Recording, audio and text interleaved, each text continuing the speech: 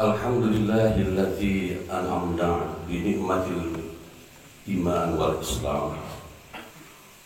Asyhadu an la ilaha illallah wahdahu la syarika lah wa asyhadu anna Muhammadan abduhu wa rasuluh.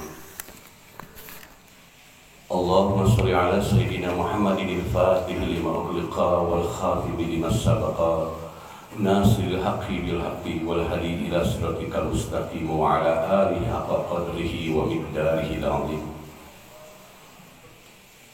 Ya ayyuhalladzina amanu taqullaha haqqa tuqatih wa la tamutunna illa wa antum muslimun. Segala puji bagi Allah yang senantiasa mencurahkan nikmat-Nya kepada kita semua. Betapapun besarnya dosa yang telah kita lakukan, Allah senantiasa mencurahkan karunia-Nya kepada kita semua. Betapapun besarnya kemaksiatan yang telah kita kerjakan, Allah memberikan rezeki kepada orang yang dicintainya dan kepada orang yang tidak dicintainya. Tetapi Allah memberikan nikmat iman hanya kepada orang yang dicintainya. Mudah-mudahan kita termasuk orang-orang yang dicintai oleh Allah Subhanahu wa Ta'ala. Kebahagiaan, kesedihan berada di ujung jari Allah. Kita tidak tahu kapan harus mengakhiri perjalanan hidup kita di dunia yang fana ini.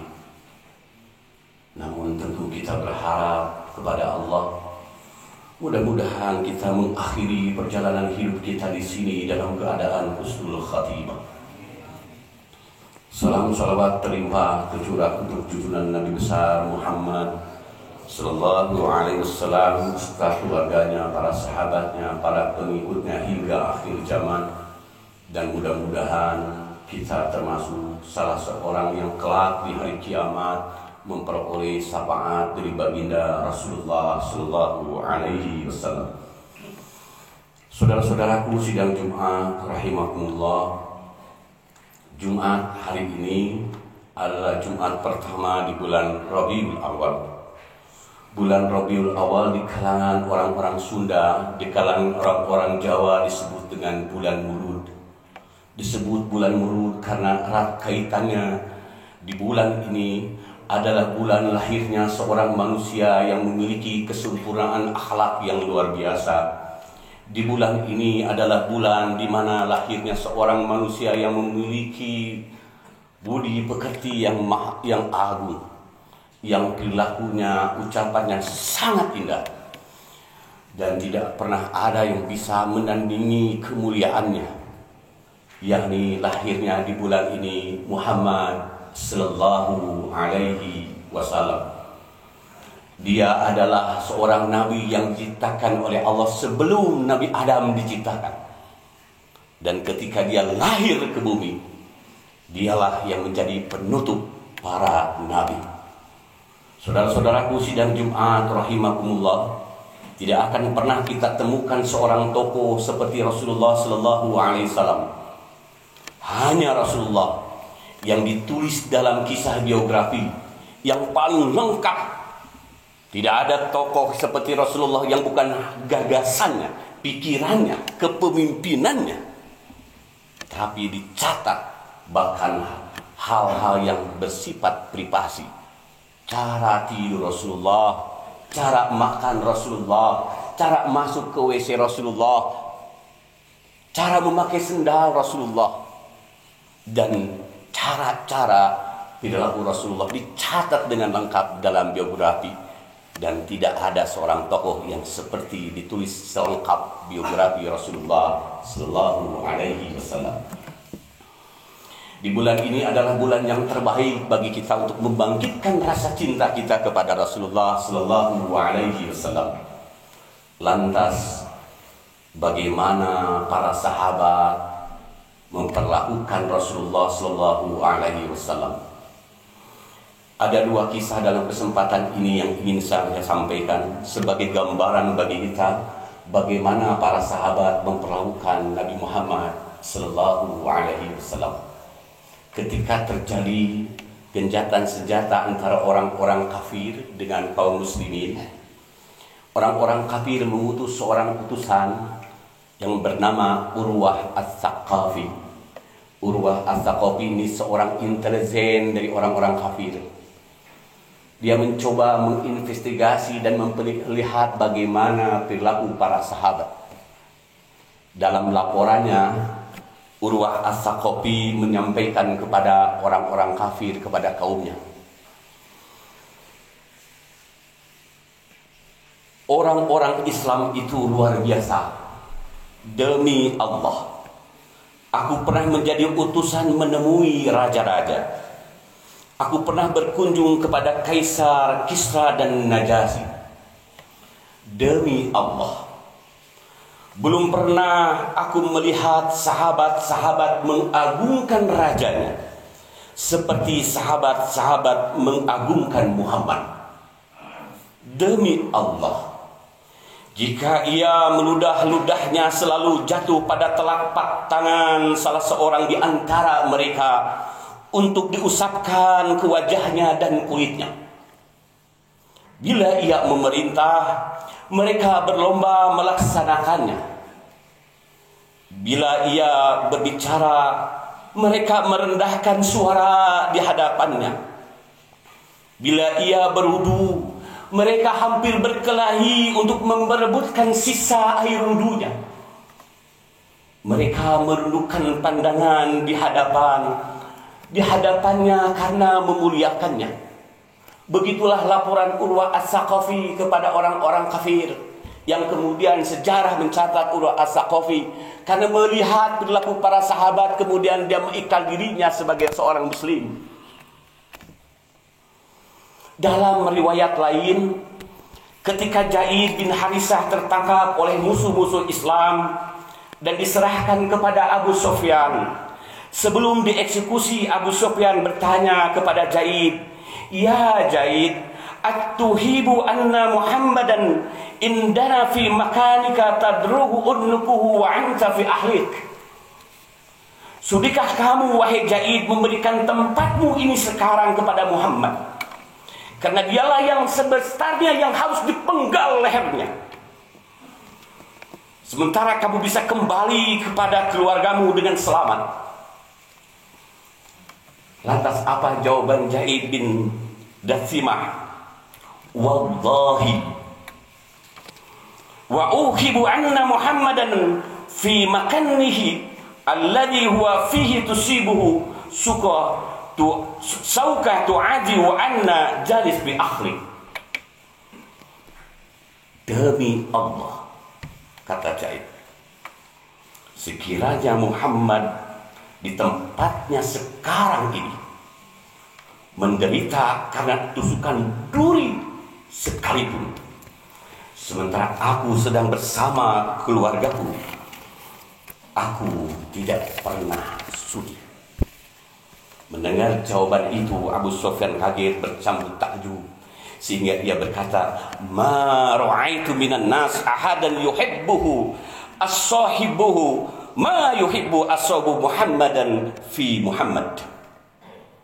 Sungguh aku belum pernah melihat seseorang yang dicintai sahabatnya sedemikian rupa seperti sahabat-sahabat Muhammad mencintainya. Umar bin Khattab pernah berkata, andaikan ada satu lembar jatuh rambut Rasulullah di tangan orang kafir, maka pasti dia akan kupenggal kepalanya. Begitu rasa cinta para sahabat kepada Rasulullah Sallallahu Alaihi Wasallam.